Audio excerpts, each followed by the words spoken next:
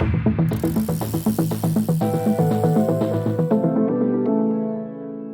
you're about to listen to a podcast from Escape Collective, I'm going to take this quick opportunity to suggest that you consider becoming an Escape Collective member today.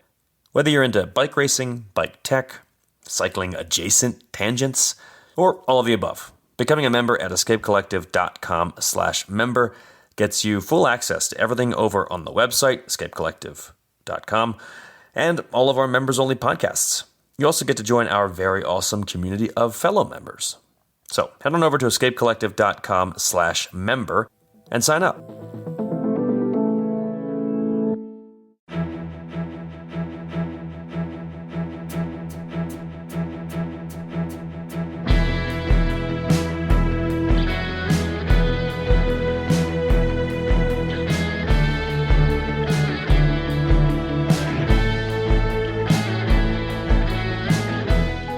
Hello and welcome back to the How the Race Was Won podcast. I'm Dane Cash, and the Critérium du Dauphiné 2024 is in the books. Bike racing analyst extraordinaire Cosmo Catalano. What do you think of that? And also, how are you doing? I'm doing well. I think it was a very entertaining race. I think much more entertaining than most Dauphinés have been. That's my think. Let's flesh that take out real quick because, I mean, we got a whole show here, but I wasn't expecting that take. That makes me feel like you don't love the Dauphiné. What's going on there? I do not inherently recognize the Dauphiné as a towering monolith of the sport of cycling. I think it's a very high profile race with a lot of good racers in it year after year. I don't think it always delivers a quality cycling entertainment product, and I think this year it did, and I am grateful.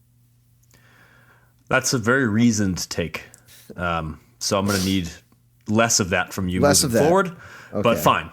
So we're here to talk about the Dauphiné. We've got, 3 weeks yet to the Tour de France, which is wild.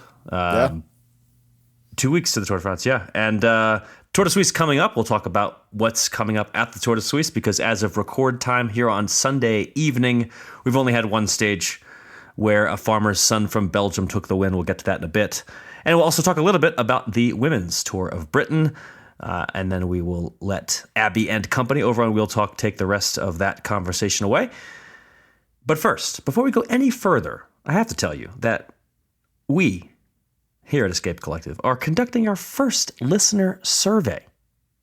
For everyone who listens to the How the Race Was Won podcast, also the other podcasts as well, we want to know what you like about this show, what you think needs improvement, and what other podcasts you'd like to hear from Escape Collective. Your input helps shape the direction of this podcast itself, as well as others we create in the future. All of your information, of course, is kept private and is used for the sole purpose of making us better. Head over to escapecollective.com/survey to leave your feedback. It'll help us improve. Seriously, we are really hoping that we can get some good feedback and learn from our listeners about what they like and what they want to see different in our various shows. So again, that's escapecollective.com/survey. Let us know your thoughts. All right, let's start with the Dauphiné. What's the headline, Cosmo? You want the troll headline or you want the good? I'm going to go with the good headline. I'm going to say... you can give me both. Well, my headline is... I am glad that I dragged Matteo Jorgensen into the conversation on the last show.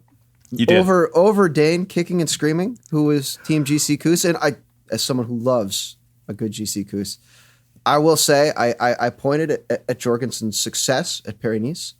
And we saw, I think, a similar situation here.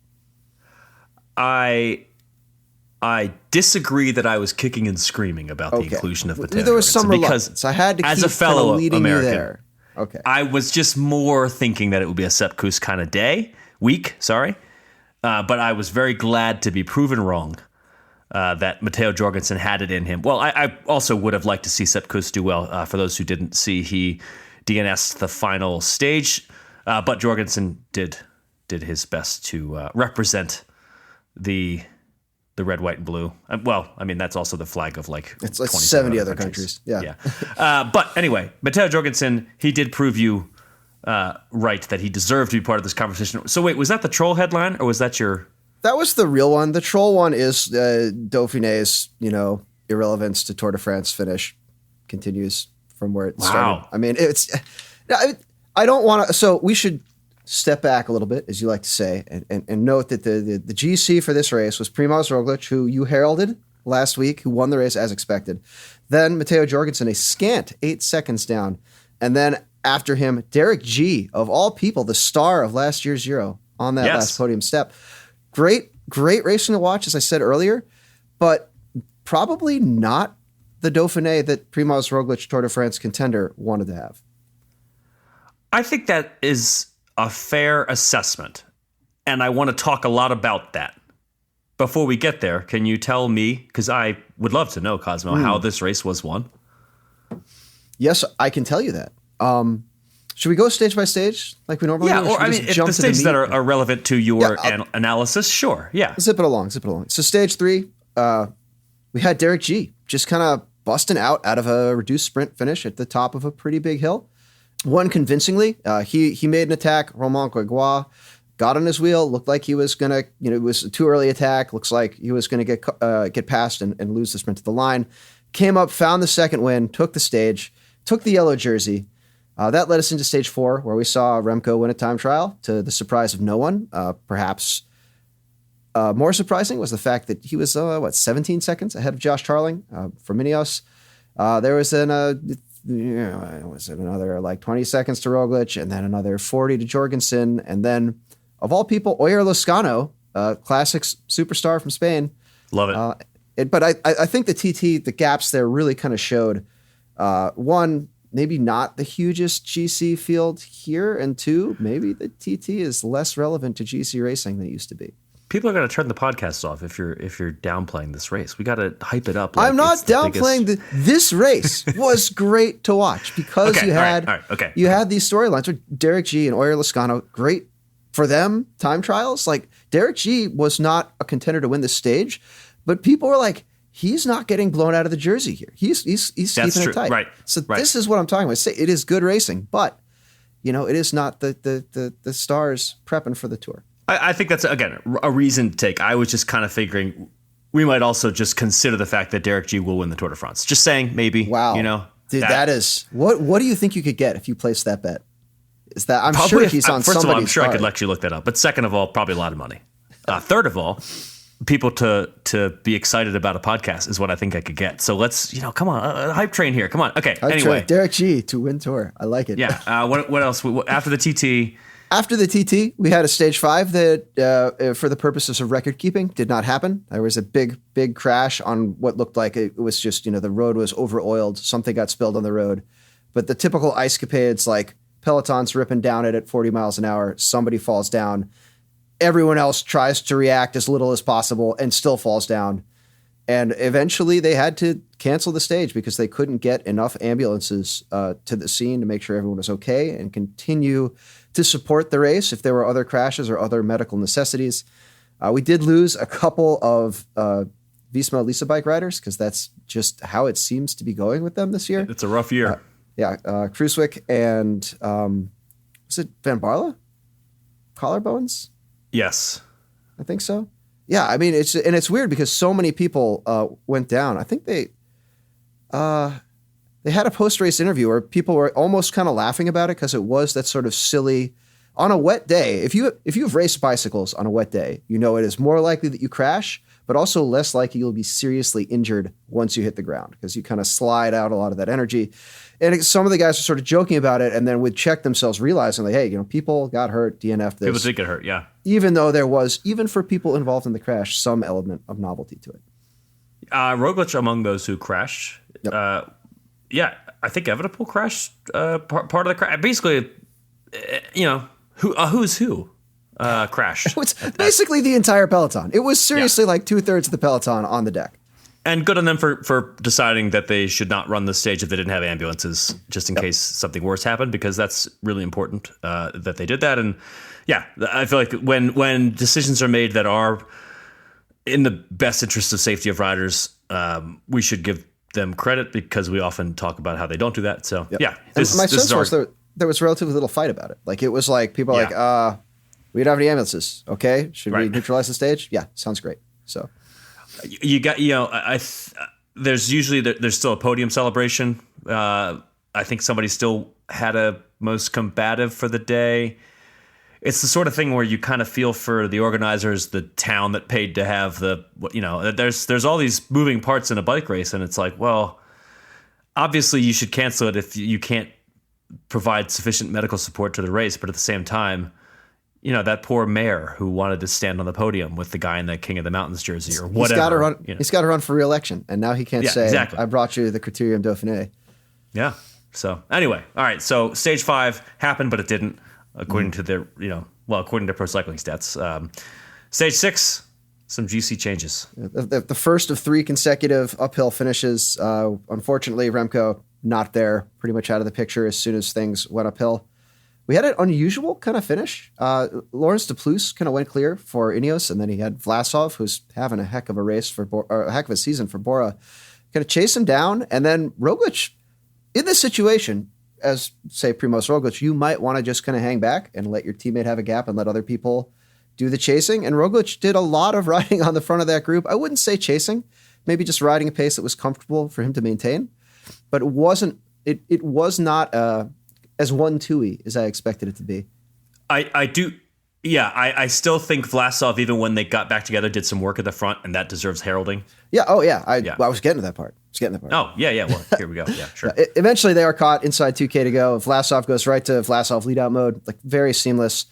Only Giulio Ciccone could follow him, and I said on the internet that I thought we were going to see some eyewear thrown, and instead we just got the 300-meter Roglic sprint. Ciccone could not get around it, even make a solid effort to get around it. So Roglic takes the stage. Ciccone second. Vlasov still in third. Maybe gave Derek G and Matteo Jorgensen something to visually chase. Didn't pace them up the hill, but also didn't completely pull the plug and make them pull him. It looked like things were on track for Roglic, and we saw more of that in stage 7. Looked like maybe we'd get a breakaway day. Didn't happen. Caught a 2K. Vlasov again leading the group in. Small group finale. Oyer Loscano, man of the match, just takes off on a 10% grade around 350 meters to go. That does not do it. It looks really good, but it's not enough to break up the group. And then you had, again, Roglic doing the Roglic sprint with Jorgensen right on his wheel, same time. Loscano is not a small guy. And no, he's not. In his case, and also Matteo Jorgensen's case this week, we'll get to Jorgensen in a second, it's just really, really impressive to see riders like that doing what they did on these hard, steep climbs because gravity, So, yeah. Yeah, it is a very visually obvious difference too. And I mean, some of that is build and body type, right? Like I'm sure Jorgensen could weigh 25 pounds more than he weighs right now and still look real trim in a suit. But it is a very noticeable and like cool thing to see because they also ride a little differently. Like there isn't that same punch and fluidity uphill. They kind of got to grind it and pace themselves. And yeah, I mean, they both look like riders who could be in the top 10 at E3, basically. Yeah. Should they have the chance, So stage 8, we had the Plus again, around 6K to go, leading the pack for Ineos. And then 5.3K, Carlos Rodriguez goes for it. Matteo Jorgensen is the first to respond. Derek G follows a lot of people. Not Primož Roglic. We kind of got a bizarro world stage 6 where you had Ciccone sitting on Roglic's wheel, except they were off the back instead of off the front. There was a little bit, I would say a lot of cooperation in that front group between G and Rodriguez and Jorgensen. G eventually fell off. Rodriguez really... The pace, not his bike. Yes, thank you. Fell off the pace. Rodriguez really cranked, took the knob, just kept kind of dialing it up. I didn't feel like he had a huge punchy attack, but it was enough to keep Jorgensen right on the wheel. A strange finish in that way. I expected Jorgensen to be extra motivated to come around because this gap to Roglic, it wasn't like 7 or 8 seconds. I think it was 30 seconds at 2.5K to go, 45 seconds at 1 kilometer to go. And Roglic had a lot of time, but not enough time to give away a minute on the last mostly uphill finish. There was a little bit of a descent here, which maybe helped that there was a group in front.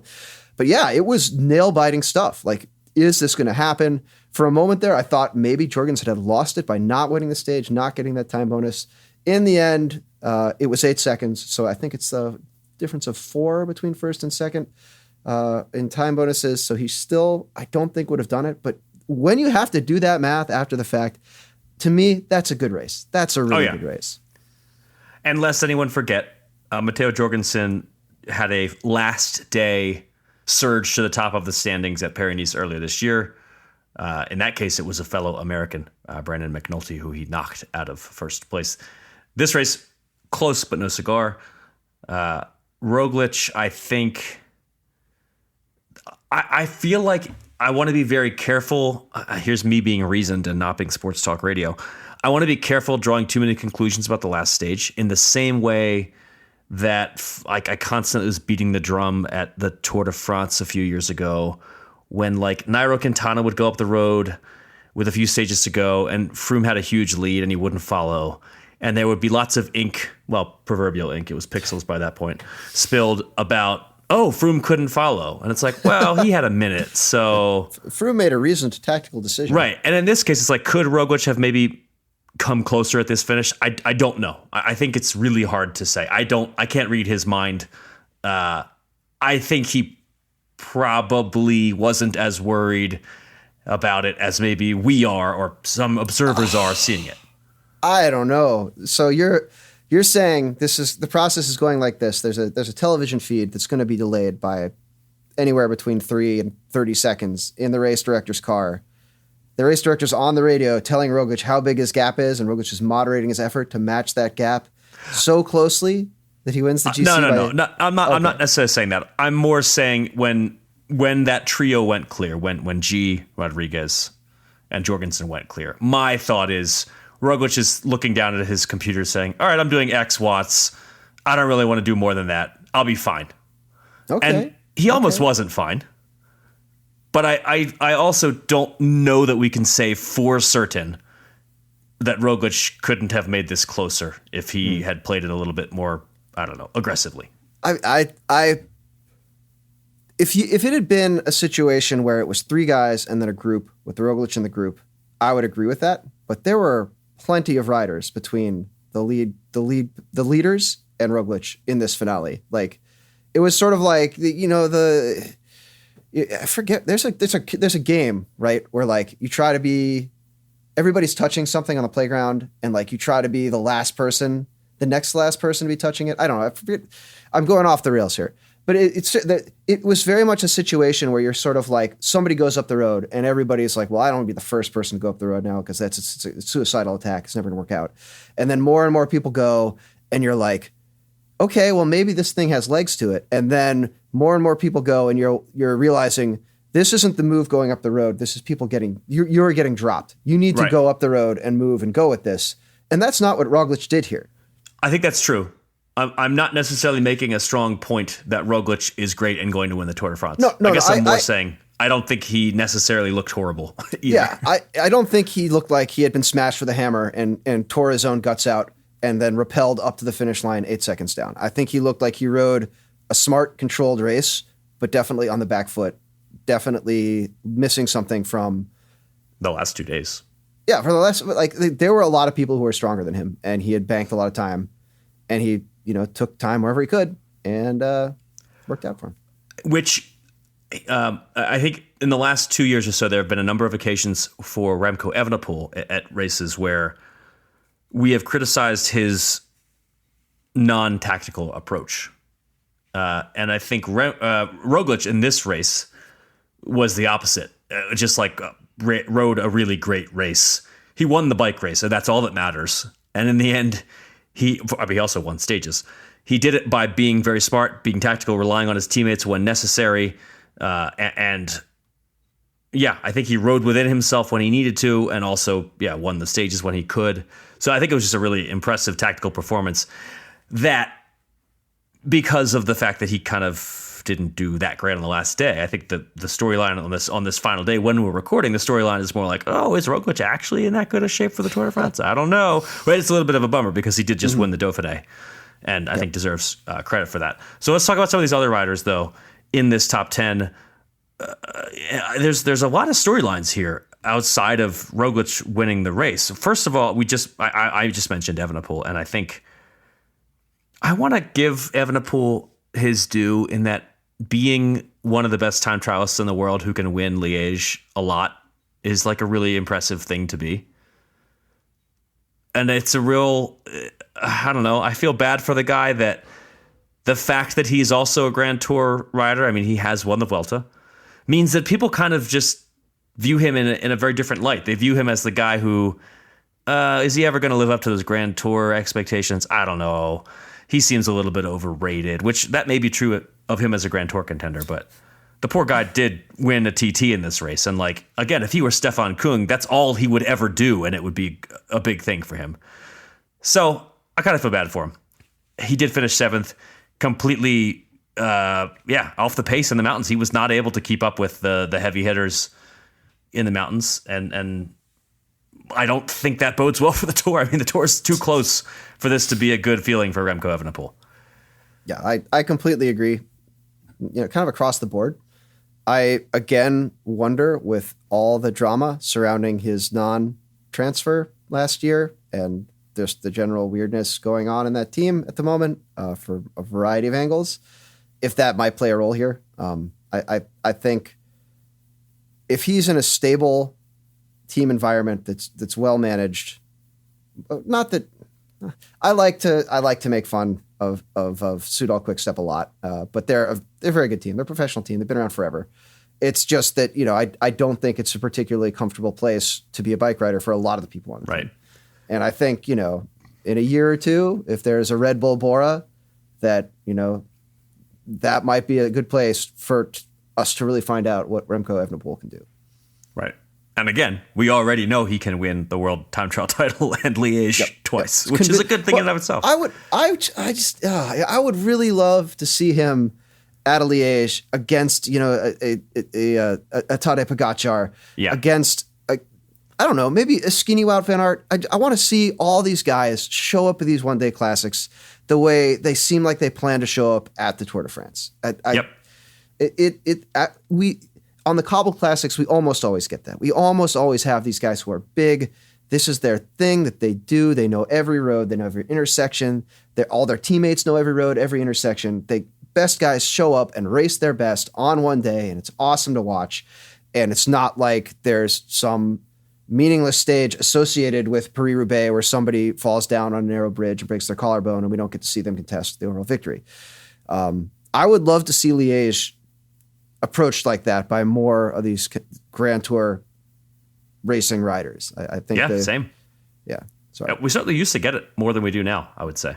Well, it used to be everybody did every race because that was how you made your living. And now it's different. The Sky dominating years, I think, were not good for Liège in that respect because they didn't really, Froome and Wiggins didn't that wasn't their thing. But it's changing. Roglič and Wiggins, late career Wiggins made a spirited effort at Roubaix. Not Liège. And like I said, Roubaix's got plenty of people that is like, it's pinned up on their wall from May through the day before the next Roubaix. But I think there were some in the postal years. Armstrong used to drop in for some of the hilly classics and stopped doing it after 2000. He was quite good at them. I think he won an Amstel. Flesh. He won a Flesh, didn't he? He won a Flesh. Yeah. He came in second at Amstel like 28 times. I think his Flesh win still stands. Actually. It is, one of his few remaining wins. I think. Also, I think didn't his world title still stand? Anyway. Oh yeah, 93 world title. But it's very much. I think maybe as much as it may be unpleasant to think about, that is still sort of the archetype for the building to the Grand Tours approach to racing bikes. And not that, I think Armstrong probably could have won more of those races if he were better at them tactically. There's a lot of him attacking with like 50K to go in Liège, and surprise, surprise, he gets tired, he gets caught, he can't contest the finale. But that I think people still follow that model because there's probably something even outside of therapeutic enhancement where it does make sense to have a very focused approach if you want to win the Tour on just winning the Tour and not doing all the awesome stuff that Tadej Pogačar does. That's, yeah. Although this year he might be able to have his proverbial cake and eat it too. Fingers crossed. We'll see. All right, other riders here in this top 10, a couple of them deserving conversation. So we've talked about Jorgensen, how impressive it is that he can do what he did in the classics, and also this. He did it at Paris-Nice as well. And I think tactically, we've seen that he, for a relatively young rider, knows what he's doing. I mean, he did everything right today, I think, tactically. Came up short in the end of the win, but still finished second. I was really impressed with the way that he pulled that off. Derek G, on the podium, did not have that on my bingo card, but Kit Nicholson, Escape Collective Kit Nicholson, last year, like a year ago, was talking in Slack about how he has the skill set to be a GC-type rider. And, I mean, first of all, she deserves credit for that. And second of all, she's kind of right. And I think if you look at the things that he is good at, which is time trialing and climbing in the high mountains, sure, that's what you tend to expect. But I think for G, the reason that it was kind of a surprise to see him do this was that he's never been somebody that has been hyped up as like a... He didn't win the Tour de l'Avenir, put it that way. I mean, he was never a superstar prospect who then signed with UAE, who then went on to win a Paris-Nice, and then built on that with a podium and a Grand Tour, which is sort of the model, right? Like that's what Tadej Pogačar did, literally. I mean, he literally did just that.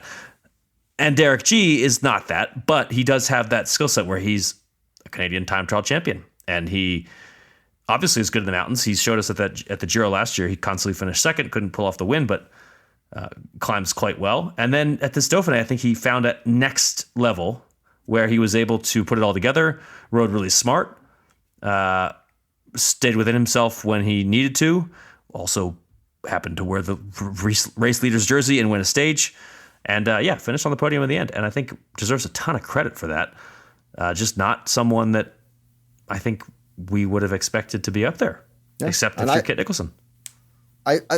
I feel like in one of her swooning appreciations of Derek G last year, Abby Mickey may have said something to the effect of like, he looks a little bit like Geraint Thomas, and that he's this tracky who's got an engine who doesn't exactly fit the typical Grand Tour racer profile, but could maybe be built into one. I thought it was really cool. There was an interview G gave at the end of the race where he was talking about how he hadn't come into this really planning to do all this stuff, and that IPT kind of after stage 3 were like adjusted, made changes, kind of focused on, great, we got the stage, you're in yellow, like we got nothing else to prove here. Why don't we put it together and see what you can do for the rest of the race? And there he is standing on the podium. So like I think it's really hard, knowing nothing about the logistics of actually being at a professional stage race and running a team or being an athlete on a team. But I think it's got to be really hard to to change course like that mid boat race or whatever. But what I'm saying is that it's really like it is a great achievement for Derek G, and also like a pretty good one for Israel Premier Tech, a team that we don't necessarily associate with logistical. True. Brilliance. I think Chris Nayland's attacking late played a role in G getting his stage win. Deserves credit for that. But yeah, that whole team. I mean, I think G said that they had been riding for Dylan Teuns, I think was his comment in the interview, that I think we're both thinking of the same one, I'm guessing. Yep. And yeah, for Teuns and for everyone, Fuglsang and yes, Chris Froome, who has won this race more than once in the past. Yes, for those various riders to change the plan, end up supporting their rider en route to a podium performance was, really, really just impressive for that team. Let's talk Carlos Rodriguez real quick, because he won the final stage, and I think he fits into this very unique category that I was thinking about when trying to write the run sheet before the show, that he's like one of, I can't think of a whole lot of Ineos Grenadiers riders who are underrated or have been unheralded. I feel like if you're an Ineos Grenadier, you get a ton of press all the time, just by virtue of being on that team. That was certainly true during the Sky years when they won everything. Now, maybe a little bit less so because they are not the dominant team that they were. But even so, we still focus on them a fair bit, especially in the English-speaking media. And yet, Carlos Rodriguez won the Tour de Romandie earlier this year, won a stage, second overall at the Basque Country. He was fifth at last year's Tour de France. He won a stage at last year's Tour de France. And then, he won the final stage here at the Dauphiné, finished fourth. Somehow I feel like people don't really talk about him very much. And I don't actually know why that would be. I think he's extremely promising as a young prospect. He has that build of the rider who, has a lot of hype around him. He did do quite well at the Tour de l'Avenir as a youngster, won a stage, finished second at the Tour de l'Avenir back in 21 behind current Uno X rider Tobias Holland Johannesson. And yet I don't think Carlos Rodriguez gets that much hype. I know that my fake team in the placeholders draft, I managed to snag him pretty late for the Visma Lisa Bike Monster Energy Squad. That is the name of Dan's fantasy team, by the way. Yes. You could mistake that for a real cycling team. It seems like a real team, doesn't it? It may yet become one. That was my intention. But I just kind of wonder why. I think part of it may be that he is not a British person riding on this British team, the British super team that is Ineos Grenadiers. But Egan Bernal gets plenty of hype, and he is not a British person. So maybe that's, I don't know what it is. But I just want to give Carlos Rodriguez his due. He won a stage pretty convincingly today. As you said at the end, I kind of thought that Jorgensen might do more in the very end, but it was like Rodriguez just kept pushing, and then it's going real fast. And then the line got there, and then it was over. And then it was like, oh yeah, I just won.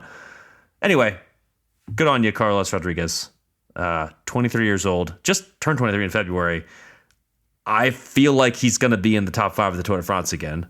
And I still don't think there's going to be that much talking about him. So he needs a hype man. He needs I'm here for it. I'm ready. Get a team of just breakers to come out of the Ineos bus in Ineos gear and dance, and then he steps out. That's I feel like the team has some guy, surely Mikov Kwiatkowski could do that. I mean, you know what? He would be the guy. He would be the guy. I've seen him. He needs the crank siren. Yeah. And I've seen him rooting for other riders on the roadside at races before. He's gets into it. Love that. He took a break from training camp to go cheer for Tom Pidcock at a World Cup. Yes, that cyclocross World Cup. Right. And so maybe he could be Carlos Rodriguez's hype man. Or maybe Rodriguez will just, win the Tour de France, and then he won't need a hype man. Anyway, I want this guy to get some credit. And on that note, let's maybe close the Dauphiné topic with a little bit of heralding of the unheralded. I wanted to return to Alexander Vlasov and also Mikel Landa of Soudal Quickstep. I think Landa did a lot of really good work for Remco Evenepoel to help manage some of the losses on stage 6. Evenepoel finished 7th overall in this race, so not what he wanted, but Landa helped a lot. And by the way, he also finished 10th on his own. Landa did. And I think that's a really impressive way for Landa to contribute, both by being a good teammate and also by finishing in the top 10. He's kind of doing what he was signed to do. He helped Remco Evenepoel on that stage 6 where he suffered, and then, finished in the top 10. And ditto for Lorenz de Plus, by the way, who finished 5th overall, just behind Carlos Rodriguez. And then, I had mentioned Vlasov, and Vlasov did a ton of work to help Roglič win a stage. Also did a ton of work to put some pressure on stage 6, which I think helped drop Evenepoel. So good on these teammates for, doing their jobs, basically. Well, I think we can close the book on the Dauphiné. Yes. Let's take a break.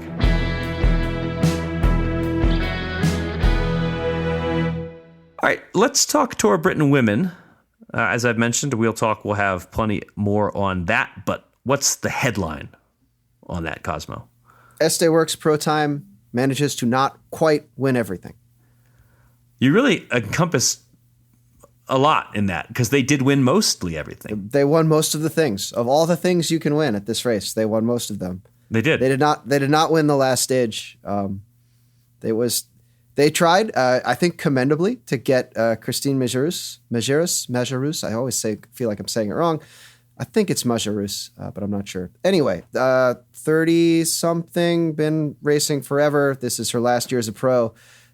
Great domestique for them. They tried to get her to win the final stage. Kopecky let her out. Wiebes was kind of sweeping her wheel. There was lots of stuff that maybe didn't quite go right there, and she still almost got it, and then celebrated, and then lost it on a bike throw to Ruby Roseman Gannon, which is a little silly, but also kind of amazing, and really provides a lot of. It's not obviously a great story, but it's a really cool, interesting story, and I think it is great exposure for this race and for like kind of how cycling works. We look at Este Works as this juggernaut that dominates everybody. It's like they still make mistakes like everyone else, and so tough for her for my Aerospu with this being the way that it went down. But on the other hand, 25-year-old Ruby Roseman Gannon of Australia, awesome for her. Like it's so exciting for her to get that win. Thus far in her career, she has been the Aussie national champion. That is a big deal for sure. That the fact that she is the Aussie national champion. But in terms of professional races, this is, I believe, her first ever. Because I think we don't generally consider national titles that. So anyway, regardless, in terms of World Tour wins, this is her first ever. 25-year-old Ruby Roseman Gannon. Good for her. Every other stage won by SD Works Pro Time, the overall. Also, a lot of Kopecky took the overall. The Great Britain team, you mentioned this when we were talking about this last week, the super team, the super national team. Anna Henderson took second for the national selection, which is pretty darn good. But yeah, SD Works didn't quite. Lizzie Deignan won the Queen of the Mountains title. I say, yep. I think they won that one too. So yeah, not quite a full-on SD Works everything, but yeah, a lot of Kopecky's good at racing bikes. I mean, it comes as no surprise to anyone. Won the first two stages in Wales. Yeah, more on that over on Wheel Talk, which comes out on Tuesday. Let's switch on over to the Tour de Suisse. We have had one stage, not a whole lot to analyze, but we'll tell you what's coming up. I bet Ronan from the Performance Process podcast. I think you're a lot probably of right. Analysis on a TT this short with this. It's a nice size to really focus on what every individual rider is doing. Yes. Versus, kind of a longer TT where there's a lot more to look through. Switzerland, good on you for giving us really, really short TTs. It's just a random little thing that you do that I appreciate, because Romandy as well, the Tour de Romandy, also loves these very short TTs. The opening stage of the Tour de Suisse, 4.7 something K, which is why Yves Lampaert could win this over Stefan Bissiger or other TT types. Stefan Kung was there. Yeah, Joao Almeida. But Yves Lampaert, classic star that he is, took the win by 3 seconds, which is not nothing in a 4.7 KTT. Like that's actually a pretty significant margin in a TT this short. And really, really impressive ride from him. And also, he has not had a whole lot of. He just hasn't had much to celebrate. Yves Lampaert, I mean, in a little while. He used to be a very active kind of second tier favorite, super domestique, super lieutenant. I don't know, call it what you will. When Quick-Step was at its height, yes, and he has been less noticeable, which is kind of a bummer. I feel like I think there are a lot of riders who kind of start off in their youth as that role and kind of grow into being, the race favorite, the team leader. And I think that's part of the problem Quick-Step has had, is that the stuff hasn't materialized. But yes, yeah. Lampaert really seems like a great short TT rider. He really, something about the discipline really seems to play to his strengths in a way more so than it does to other riders who have a similar profile. And it's just something that you don't get a chance to do very often, but maybe in the future he will now go to Romandy and the Tour de Suisse more, knowing that could be an option for him. But yeah, you're right. I mean, there was a period where when I guess it was the Gilbert times at Soudal Quick-Step, because Lampaert won back-to-back Dwars of Vlaanderen. I think I was at one of them, and that was when he was a really good foil and could win his own foil. Races. That's a good word for it. Oh, that's a good word. What's coming up, though, at the Tour de Suisse? Well, we have some mountains to climb in the near-ish future because it's Switzerland. But first, some punchy stages for the likes of the Mark Hershey's and the Soren Krauj Andersons who are at this race. Stage 4, they go up the Gotthard Pass, which is a hard climb. It's the particular challenge that they have before them here at the 2024 Tour de Suisse is actually a two-parter. They've got a Cat 2 and then into a Cat 1 Gotthard Pass finish. So stage 4 will be probably when we see the real GC battle erupt. And then more on stage 5 with a Cat 1 finish. Stage 6 has an HC climb and then a Cat 1 finish, so that will be very hard. Stage 7, another Cat 1 finish.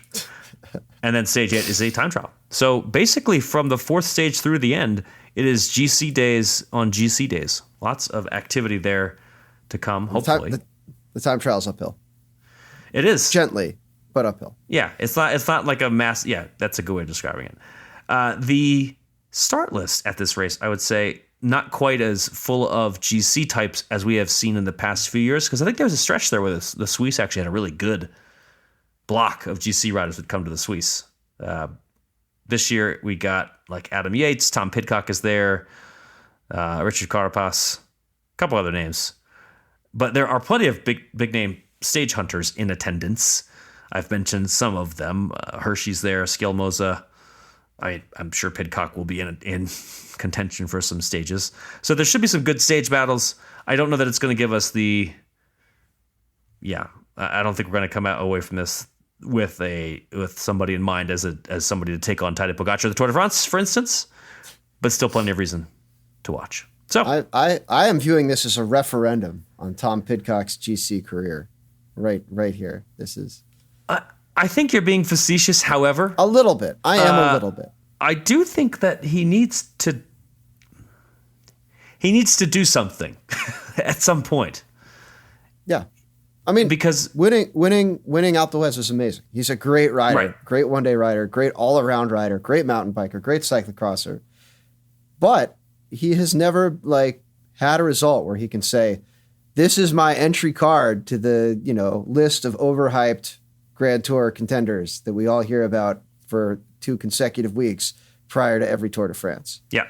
And so right. I think he kind of needs to do that here. Needs in quotation marks. He doesn't actually have to do that. No, needs in quotations is a good way of putting it. He needs in quotations. Doesn't really need it, just a little bit. But yeah, that's kind of what I'm looking for him here. And he has a way of delivering a thing if he's planning to do that thing. So my eyes are on him. Egan Bernal is at this race, so Ineos does have some options should they wish to attempt to win the overall title. We'll see. And with that, I don't know. I think that's good for now. We'll have plenty to talk about next time we come back because, well, as we've literally just said, the Tour de Suisse is, it's all to play for at the Tour de Suisse. Lots of that to come. So I hope you have a chance to watch that. The women also will get to race a Tour de Suisse, slightly shorter Tour de Suisse, 4 stages coming up. And then on the horizon, of course, the Tour de France. Very exciting. I hope you've enjoyed the show. And remember to check out that escapecollective.com/survey. Tell us what you think of our podcasts. And I think that's it for us this week. I'm Dane Cash. And who are you? And what was this? I'm Cosmo Catalano. And that was the How the Race Was Won podcast.